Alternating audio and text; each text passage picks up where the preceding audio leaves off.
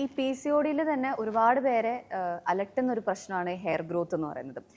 അതിൽ ശരിക്കും അത് അബ്നോർമൽ ആണ് എന്നുള്ളത് ചിലപ്പോൾ ഡിറ്റക്ട് ചെയ്യാൻ നമുക്ക് പറ്റണം എന്നില്ല. എങ്ങനെയായിരിക്കും നമുക്കതൊന്ന് ശരിക്കും റെക്കഗ്നൈസ് ചെയ്യാൻ പറ്റുക?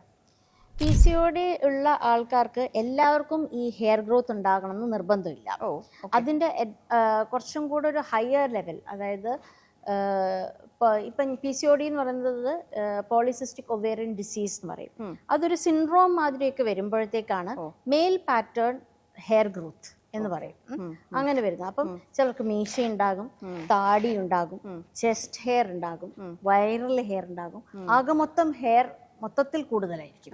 അങ്ങനെയായിരിക്കും പ്രസന്റേഷൻ സാധാരണയായിട്ട് വരുന്നത്. അത് പൊതുവെ എല്ലാ സ്ത്രീകളെയും അലട്ടുന്നതായിട്ടുള്ള ഒരു കാര്യമാണ്.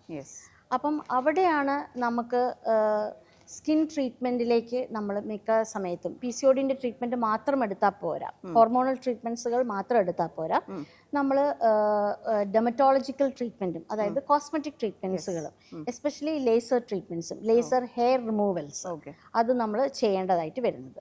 പലരും വിചാരിക്കുന്നത് ഒരു സിറ്റിംഗ് കൊണ്ടിട്ട് തന്നെ എല്ലാം ഇത് ശരിയാകും എന്നുള്ളതാണ്. പക്ഷെ മൾട്ടിപ്പിൾ സിറ്റിങ്സുകൾ വേണ്ടി വരും ഈ കംപ്ലീറ്റ് ഹെയർ റിമൂവലിന് വേണ്ടിയിട്ട്.